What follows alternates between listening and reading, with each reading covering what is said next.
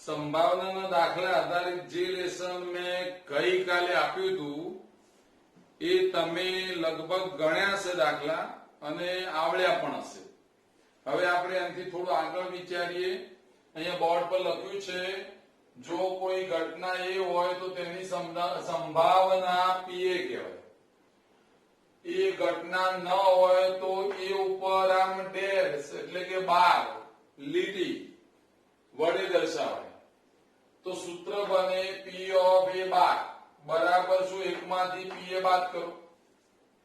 એક ઉદાહરણ લીધું દાખલા તરીકે સંગીતા અને રેશમા બે જણા મેચ રમે છે. હવે મેચ રમે બે જણા તેમાંથી સંગીતા મેચ જીતે તો રેશમા મેચ હારે અને રેશમા મેચ જીતે તો સંગીતા હારે. બે જણા રમતા હોય તો ટીમ જેવું છે કે એક ટીમ હારે તો બીજી ટીમ જીતી હોય અને આ ટીમ હારી જાય તો બીજી ટીમ જીતી હોય. તો એ વિચારીએ એ રીતે તો સંગીતા મેચ જીતે તેવી સંભાવના 0.62 છે. તો રેશમા મેચ જીતે તેવી સંભાવના શોધો. એટલે આ જે અત્યારે સૂત્ર છે એનો ઉપયોગ કરું છું અને એ ઉપયોગ કરીએ તો ધારો કે સંગીતા મેચ જીતે તેવી સંભાવના P of A બરાબર 0.62 છે. તો હવે જેટલી મેચ જીતી શકે સંગીતા એટલી મેચ રેશમા હારે છે. તો રેશમા મેચ જીતે તેવી સંભાવના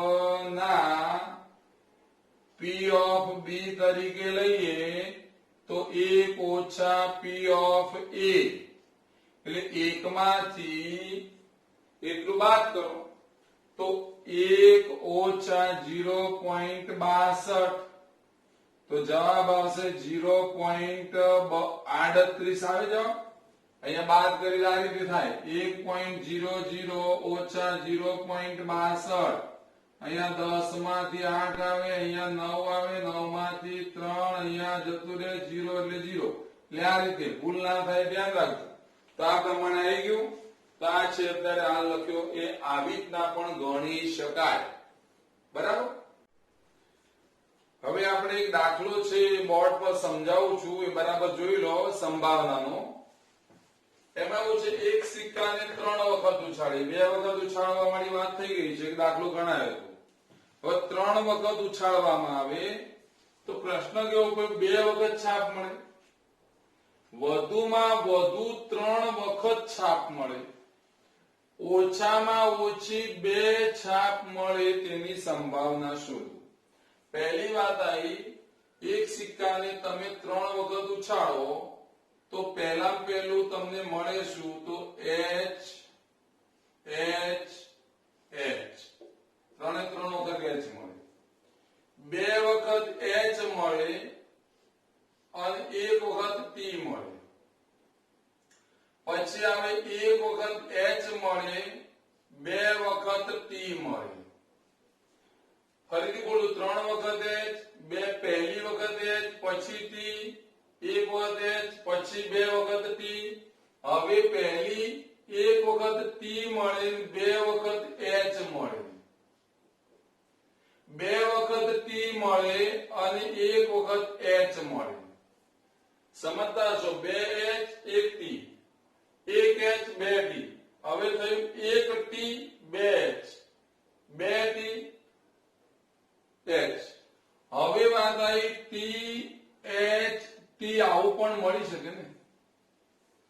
1 2 3 4 5 6 થયા. હવે આ 6 થયા એના સિવાય આમાં એવું કયું પદ છે કે જેમાં હવે આમાં નથી એવું લાવી શકાય. તો હું એવું લખી શકું કે H વચ્ચે છે બે બાજુ T છે તો હું આવું લખી શકું એચ મળે, ટી મળે ને એચ મળે. સમજતા હશો? આવું જ પદ અહીંયા ક્યાંય આવેલું ના હોય. 2H 1 T, 2T 1H, THH, HTT, THT, HTH અને હવે આવશે TTT. હવે તમે તમારી રીતે કોઈ પણ બોલશો તો આમાંના જ ક્રમ તમને મળશે. એટલે આ જુદી જુદી રીતે લખી શકાય. મેં આવું લખ્યું એ મને અનુકૂળ હતું એ મેં લખ્યું. પહેલા 3H હતા, પછી 2HT, પછી 1HT ડબલ આયા, પછી મેં વિચાર્યું 2HT ની જગ્યાએ 1T 2H, 2T 1H, પાછું THT, HTH અને TTT. ગણીએ તો 1 2 3 4 5 6 7 8 થયા. આનાથી વધારે પરિણામ ના મળે એટલે મેં લખવું પડે કે કુલ પરિણામ બરાબર 8. કુલ પરિણામ 8 મળ્યા. મારી પાસે સિક્કો હતો, એ સિક્કાને પહેલી વખત ઉછાળ્યો, બીજી વખત ઉછાળ્યો, ત્રીજી વખત ઉછાળ્યો તો આવું પરિણામ મળ્યું. એ રીતે ફરીથી આવું કર્યું તો આવું મળ્યું. એમ કરી કરીને 8 પરિણામ આવા મળેલા. હવે કોઈ પરિણામ નવું મળે તો આમાંનું જ હોય. એટલે આનાથી અલગ ના પડે. તમે તમારે ટ્રાય કરશો નહીં મળે, આટલું જ મળશે. હવે આગળ વાત આવી. ધારો કે નંબર 1 લઈશ. 2 વખત છાપ મળે તેવી ઘટના એ છે. હવે 2 વખત છાપ મળે તેવી ઘટના એ છે તો ઘટના એના ઘટકોની સંખ્યા. દરેક વખતે આ શબ્દો તો ફિક્સ જ છે. ઘટના એના ઘટકોની સંખ્યા બરાબર કેટલી. હવે એ ગણવી છે એટલે તૈયાર થઈ જાઓ.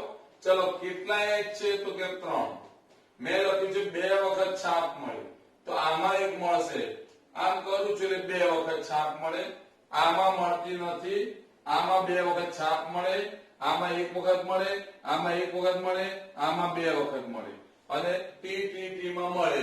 એટલે જો આ 1 2 અને 3 તો 3 જ એવા અહીંયા ઘટનાઓ છે, એવી ઘટનાઓ છે કે જેમાં 2 વખત છાપ મળે છે. આ 1, આ 2 અને આ 3. તો મારે લખાય એની સંખ્યા 3 છે. હવે વાત આવી P of A. P of A બરાબર શું? તો ઘટના એના ઘટકોની સંખ્યા છેદમાં કુલ પરિણામ. તો ઘટના એના ઘટકો 3, કુલ પરિણામ 8. મારો જવાબ પહેલો મને મળી ગયો આ 3/8. મારો બીજો પ્રશ્ન છે નંબર 2. બીજામાં વધુમાં વધુ 3 વખત છાપ મળે. પહેલા સમજી લે. વધુમાં વધુ 3 વખત નો અર્થ શું થાય? સમજી લો. હું એવું કહું મારી પાસે વધુમાં વધુ 50,000 રૂપિયા છે. એનો મતલબ એવો તો 50,000 હોઈ શકે, 50 થી વધારે નહીં હોય, 50 થી ઓછા તો હોય.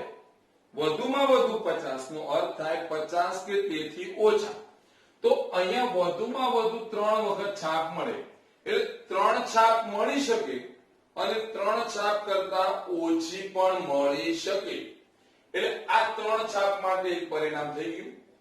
આમાં પણ ગણાય કારણ કે 3 કરતા ઓછી, 3 કરતા ઓછી 1 જ છે, 3 કરતા ઓછી 2 છે, 3 કરતા ઓછી 1 છે, 3 કરતા ઓછી 1 છે, 3 કરતા ઓછી 2 છે અને 3 કરતા ઓછી એટલે આમાં એક પણ નથી એટલે શૂન્ય ગણાય.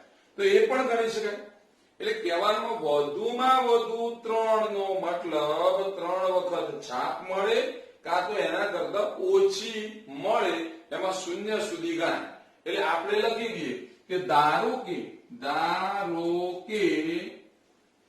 વધુમાં વધુ 3 વખત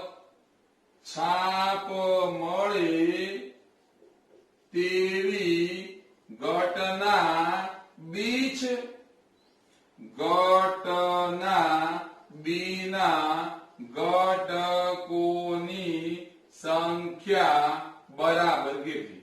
તો ઘટના બીના ઘટકોની સંખ્યા તો 3 અથવા 3 થી ઓછી તો બધું જ આવે એટલે ઘટકોની સંખ્યા 8 થશે. તો P of B બરાબર 8 ના છેદમાં અથવા તો લખાય ઘટના બી ના ઘટકો છેદમાં કુલ પરિણામ. ઘટના બી ના ઘટકો કેટલા? 8, પરિણામ 8 અને અંતે જવાબ શું આવ્યો? 1. તો આ આપણો સાચો જવાબ છે. બરાબર સમજો, આમાં તકલીફ પડી શકે. વધુમાં વધુ 3 વખત છાપ મળે એટલે 3 કે 3 થી ઓછી, એમાં ઓછીમાં 0 પણ ગણાય. આગળ વધ્યા, ઓછામાં ઓછી 2 છાપ મળે, ઓછામાં ઓછી 2. મારી પાસે ઓછામાં ઓછા 10 રૂપિયા છે, એનો મતલબ એવો થાય 10 છે ઓછામાં ઓછા, કાં તો એનાથી વધારે હોઈ શકે. એટલે આવો અર્થ થાય. ઓછામાં ઓછા 10 નો મતલબ 10 કે તેથી વધુ. અહીંયા વાત આવી ઓછામાં ઓછી 2 છાપ. ઓછામાં ઓછી 2 છાપ નો મતલબ 2 તો ખરી જ અને 2 કરતા વધારે હોઈ શકે. એટલે 2 તો ખરી જ, 2 તો ખરી જ અને 2 તો ખરી જ અને એના કરતા વધારે હોઈ શકે. એટલે વધારે એટલે આવે 3. તો પાછું મારે લખવાનું આવ્યું. તો ત્રીજો પ્રશ્ન મારો હતો, ધારો કે ઓછામાં ઓછી 2 છાપ મળે તેવી ઘટના સી છે. ઘટના સી ના ઘટકોની સંખ્યા બરાબર ગણવા બેઠા. ઓછામાં ઓછી 2 છાપનો મતલબ 2 કે તેથી વધુ, 2 કે તેથી વધુ ગણાશે, 2 ગણાશે, 2 ગણાશે, 2 ગણાશે. એટલે ટોટલ 1 2 3 ને 4 થયા, 4 સંખ્યા.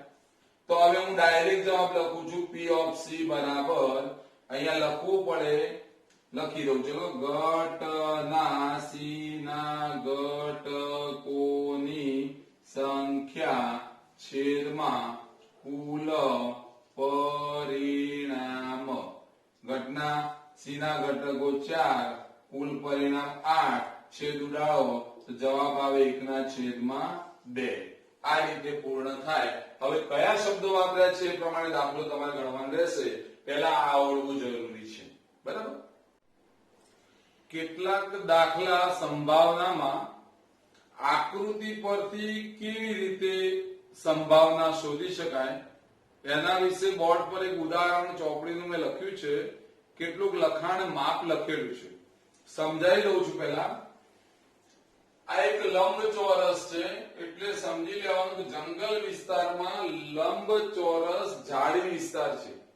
એટલે કે પેલા ઝાડ ઉગેલા છે, જંગલ વિસ્તાર છે. ત્યાં એક અંદર તળાવ છે, તળાવમાં પાણી ભરેલું હોય. આ જે જંગલ વિસ્તાર લંબચોરસ છે એ લંબચોરસમાં તે જંગલ વિસ્તાર લંબચોરસની લંબાઈ 9 કિલોમીટર અને પહોળાઈ 4.5 કિલોમીટર છે. એની અંદર તળાવ છે. આ તળાવ જે છે એ તળાવમાં એની લંબાઈ કેટલી, પહોળાઈ કેટલી એ ખબર નથી, આપ્યું પણ નથી. મેં લખેલું છે પણ એ આપ્યું નથી. એટલે અહીંયા આટલાથી આટલો વિસ્તાર છે એ 6 કિલોમીટર આપી દીધો છે. અહીંયા મોટા અક્ષર લખું તો 6 કિલોમીટર અને અહીંયા લખું તો 2 કિલોમીટર છે. તો આ 2 કિલોમીટર જે લખું છું એ અને આ 6 કિલોમીટર આપણે લંબાઈ અને પહોળાઈમાંથી બાદ કરીએ. લંબાઈ 9 કિલોમીટર હોય એમાંથી 6 કિલોમીટર બાદ કરું તો મને અહીંયા 3 કિલોમીટર મળે, 3 કિમી. અને એ જ રીતે આખું માપ 4.5 કિલોમીટર હોય તો આ પણ 4.5 કિલોમીટર. એમાંથી હું આટલું 2 કિલોમીટર બાદ કરું. એ આકૃતિમાં માપ આપેલું છે 2 કિલોમીટર, આ 9 આપેલું છે, આ 4.5 આપેલું છે, 6 આપેલું છે, 6 કિલોમીટર આપેલું છે. હવે આ માપ તમને આપેલું નથી એટલે મેં માપ શોધવા પ્રયત્ન કર્યો. તો તળાવ માટે લંબાઈ કેટલી? તો તળાવની લંબાઈ અહીંયાથી આટલી મપાય એટલે આખું માપ 9 હતું, એમાંથી 6 કાઢી નાખો એટલે 3 કિલોમીટર મને મળીશું. તો તળાવની લંબાઈ જે અહીંયા લખી દીધું છે. બીજી વાત આવી પહોળાઈ કેટલી? તો આખું માપ છે 4.5, એમાંથી આટલું માપ 2 બાદ કરીએ તો તળાવની પહોળાઈ આવે 2.5 કિલોમીટર. તો આ તળાવ જે છે એ તળાવનું ક્ષેત્રફળ કેટલું?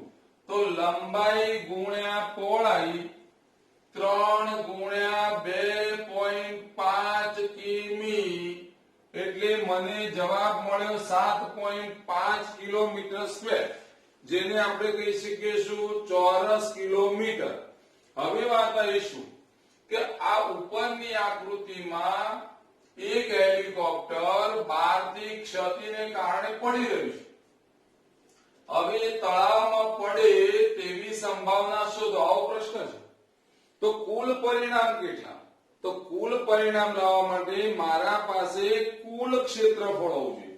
એટલે કુલ ક્ષેત્રફળમાં આ લંબચોરસ પ્લોટ જે કહીએ છીએ, જંગલ વિસ્તાર કહીએ છીએ, એની લંબાઈ 9, પહોળાઈ 4.5, લંબાઈ ગુણ્યા પહોળાઈ, લંબાઈ ગુણ્યા પહોળાઈ બરાબર ક્ષેત્રફળ.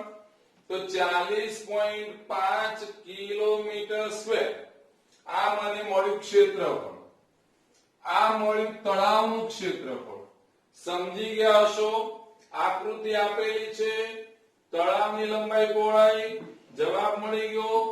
આખા લંબચોરસનું ક્ષેત્રફળ લંબાઈ પહોળાઈ, જવાબ મળી ગયો. ધારો કે હેલિકોપ્ટર તળાવમાં પડે તેવી ઘટના એ છે. ઘટના એના ઘટકોની સંખ્યા બરાબર, તો તળાવનું ક્ષેત્રફળ છે એ જ એના ઘટકોની સંખ્યા થાય 7.5 કિલોમીટર સ્ક્વેર. તો કુલ પરિણામ કેટલું? તો કુલ પરિણામ એટલે આખા લંબચોરસનું ક્ષેત્રફળ. તો પછી હું લખી શકું P of A બરાબર શું? તો ઘટના એના ઘટકોની સંખ્યા છેદમાં આખા લંબચોરસનું એટલે કે લંબચોરસનું ક્ષેત્રફળ. તો ઘટના જે બની હતી એમાં વિચારીએ તો ઘટના એ તળાવમાં પડે એ ઘટના હતી તો એનું ક્ષેત્રફળ 7.5 અને નીચે જવાબ જે આવે છે કુલ પરિણામ 40.5. ગણતરી હું અહીંયા કરું છું. તો આની ગણતરી હું કરું તો લખાય આવું P of A બરાબર 75/10. નીચેનું પદ છે એ લખાય 405. એના નીચે આવે 10 જે ગયા ઉપર 10 ગયા. હવે છેદ ઉડાડવા છે. છેદ ઉડાડવા માટે 5 ઉડાડીએ તો પાંચે ઉડાડી તો 15 પંચા 75 એટલે હું 15 લખી શકું. પાંચે ઉડાડું તો 5 અઠા 40, 5 એકા 5 તો મને જવાબ મળશે 15/81. તો P ઓફ A બરાબર જવાબ મળે 15/81. હજી છેદ ઉડાડવા હોય તો ત્રણે ઉડી શકે, એટલે હજી ઉડતા હોય તો આપણે અહીંયા ચોરસ ન કરીએ, પછી કરીએ તો શું આવે? 5 તરી 15, અહીંયા આવશે 9, 9 ગુણ્યા 9, 9 ની જગ્યાએ હું લખું 3 ગુણ્યા 3, અહીંયા 5 ગુણ્યા 3 ઉડી ગયા તો અંતે 9 તરી 27, ઉપર 5 રહ્યા, નીચે રહ્યા 9 તરી 27. તો P ઓફ A બરાબર 5/27 મને મળ્યા. અંતે હું એવું બોલી શકું કે આ હેલિકોપ્ટર તળાવમાં પડે તેવી સંભાવના 5/27 છે. બોર્ડ પર એક દાખલાની રકમ લખી છે, પણ ચોપડીનું ઉદાહરણ છે. પણ આ ઉદાહરણ છે એ કેવી રીતે લખી શકાય એ સમજી લઈએ. પહેલી જ વાત, બે પાસા, પાસા જે કહીએ છીએ એ અને સિક્કા. પાસા અને સિક્કામાં ફરક. રૂપિયાનો સિક્કો હોય તો એ 1 અને 2, એટલે કે છાપ અને કાંટો એમ બે જ મળે. જયારે આપણે પેલું સાપ સીડી રમતા હોઈએ તે વખતે જે પાસો આવે છે, ખાલી બતાવું છું અહીંયા કે આવા પ્રકારનો એક પાસો આવે છે, અને આવો પાસો જે હોય એની કુલ સપાટી તો અહીંયા 1 ટપકું હોય તો 1 ગણાય, 2 ટપકા હોય તો 2 ગણાય, 3 ટપકા હોય તો 3 ગણાય, અને આવી રીતના પાછળની અને આગળની કુલ 6 સપાટી હોય, એટલે કુલ આવા ટપકા 6 હોય. એટલે 6 હોય, આમ ઉછાળીએ અને એમાંથી આપણને કેટલા પરિણામ મળે? તો અહીંયા લખ્યું છે બે પાસાને એક સાથે ઉછાળતા શક્ય પરિણામ લખો. તો પરિણામ લખવા માટે શીખી લે પહેલા.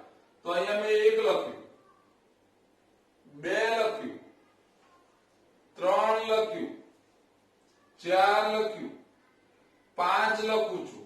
એટલે આ રીતે લખો તો એ ચાલે. અને કોઈ એવું કે ના સાહેબ 1 2 3 4 5 અને 6 લખો, તો પહેલા 1 મળે. અહીંયા હું 1 લખું તો 2 1 મળે. એ રીતના જેમાં 1 લખ્યું તો 11, પછી આપણને એવો ભાસ થશે 12 લખ્યા, અથવા તો એવો ભાસ થાય તો 12 લખ્યા મેં. એટલે એનો મતલબ શું થયો કે 1 મળે, 1 2 મળે, 1 3 મળે, 1 4 મળે, 1 5 મળે, 1 6 મળે, 6 સુધી મળે. તે રીતના 2 1 મળે, 2 2 મળે, 2 3 મળે.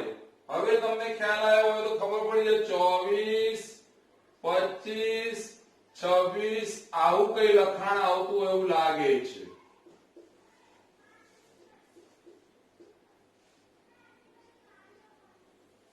તો આ જ પ્રમાણે વિચારીએ તો આ 1 પરિણામ, 2 પરિણામ, 3 4 5 6, પાછા બીજા 6.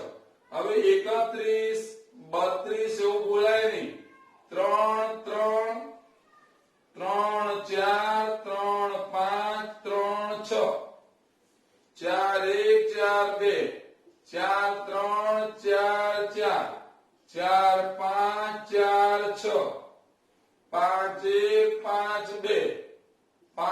2, 5 3 5 4, 5 5 5 6, 6 1 6 2, 6 3 6 4, 6 5 6 6. હવે હું આ રીતે લખી દઉં છું.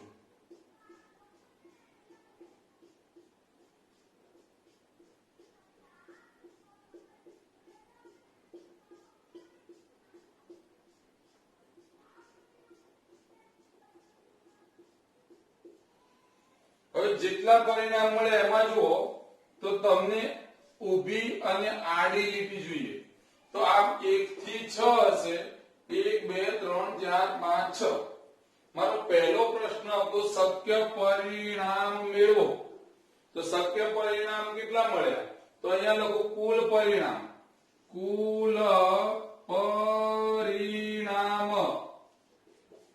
બરાબર 36 કુલ પરિણામ 36 મળી ગયા મને 6 6 એમ ગણતા જઈશું તો 36 થશે હવે વાત આવીશું પ્રશ્નોના જવાબ બરાબર સમજી લેજો પાછી ખબર ના પડતી તો બોલી જો એક વાર કે એક એક મેં આમ ઉછાળ્યા પાસા ત્યારે બે વખત એકડા પડે એકડો અને બગડો પડ્યો એ રીતે એક પાસામાં એક હતો એકમાં બે હતા અને આ પ્રમાણે આટલા પરિણામ મળ્યા હવે પહેલું છે નંબર 1 નો જવાબ શું આ પાસા પરની સપાટી પરની સંખ્યાનો સરવાળો 8 હોય ધારો કે સરવાળો 8 હોય તેવી ઘટના એ છે ઘટના એના ઘટકોની સંખ્યા બરાબર શોધવાની હવે એને કહ્યું સરવાળો તમે 8 કરો તો ચલો આ 1 ને 1 સરવાળો કેટલો થયો 2 2 ને 1 3 3 ને 1 4 4 ને 1 5 5 ને 1 6 6 ને 1 7 પ્રશ્ન એને એવું પૂછે છે કે સરવાળો 8 થવો જોઈએ એટલે આનો સરવાળો 8 થશે 6 ને 2 8 5 ને 3 8 4 ને 4 8 5 ને 3 8 6 ને 2 8 હવે આનો સરવાળો 7 થાય આનો સરવાળો 9 થાય તો મેં લીટી કરી જો ત્રાસી લીટીમાં હશે 1 2 3 4 ને 5 તો એવી સંખ્યા કેટલી તો કે 5 તો P of A બરાબર ઘટના એના ઘટકોની સંખ્યા ડાયરેક્ટ લખું છું 5 અને કુલ પરિણામ કેટલા 36 તો મને એક જવાબ આવો મળ્યો જેવો આ જવાબ મળ્યો એ જ પ્રમાણે હવે આ દાખલો આગળ હું ગણતો નથી આવું જ લખાણ લખી શકાય લખવાની જરૂર પડે તો અહીંયા જગ્યા છે હું લખી શકું પહેલા બોલી તો જઈએ તો સમજણ પડે બીજો પ્રશ્ન છે 12 કે તેથી નાની સંખ્યા અને 13 તો આપણે બીજો પ્રશ્ન છે કે તેનો સરવાળો 13 હોય હવે આમાં બધા જુઓ કે 13 સરવાળો કોનો આવે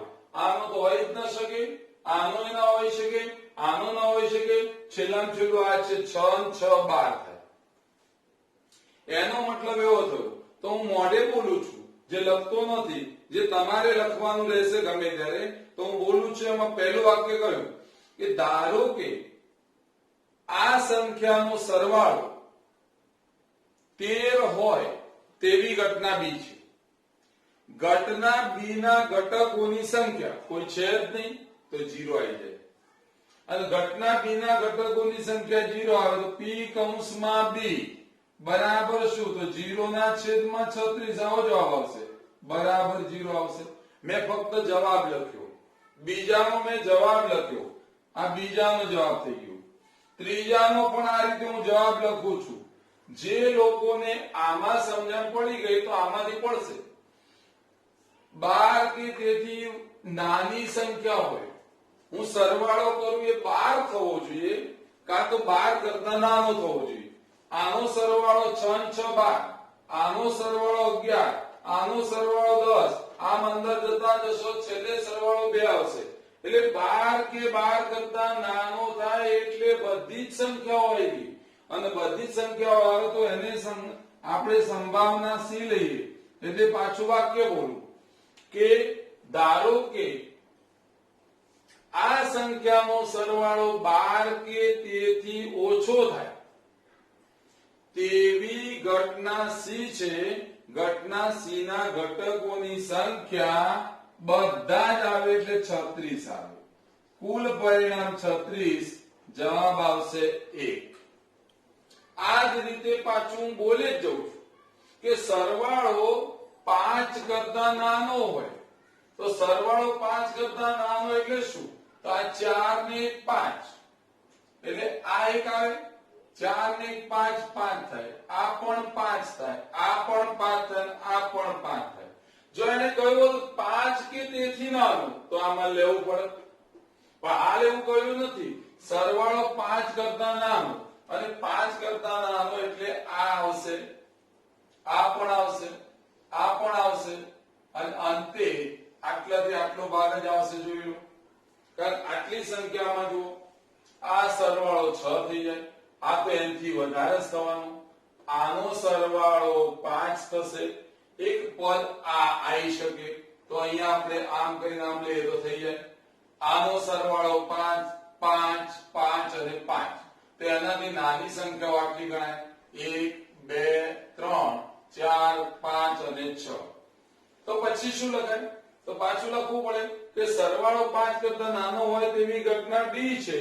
ઘટના ડી ના ઘટકોની સંખ્યા બરાબર હાલ લાયા 1 2 3 4 5 6 તો એ ઘટકોની સંખ્યા 6 હોય તો P ઓફ ડી બરાબર શું? તો 6 ના છેદમાં 36 તો એનો જવાબ આવશે 1 ના છેદમાં 6. સમજ્યા? હવે તમને પ્રશ્ન કયો પૂછ્યો છે ઉપર આધાર. આ તો તમને આવડી જ જાય લાવતા, એટલે આટલું લાયા પછી જે પૂછે એવું પૂછે કે ભાઈ સંખ્યાનો સરવાળો 8 કરતા નાનો હોય તો જોવાનું 8 કરતા નાની સંખ્યાઓ.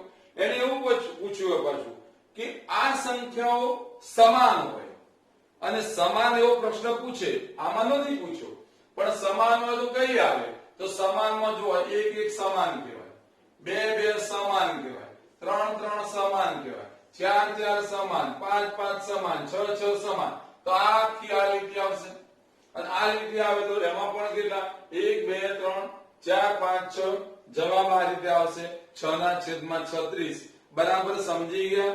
પહેલા કુલ પરિણામ લાવવાના અને પછી જેવા પ્રશ્નો પૂછવામાં આવે એ પ્રમાણે લખવાનું. અને આને લગતું હવે આ પ્રકારના દાખલા તમને હોમવર્કમાં મળશે, એ તમારે ગણવાના. હવે એક પીરિયડ બાકી રહેશે, બરાબર છે? અને રવિવારે લગભગ આપણો પીરિયડ આ વખતે નહીં હોય, એટલે સોમવારે તમને ઓલરેડી આ પીરિયડ નું પાછું આ વિડિયો જે છે એ તમને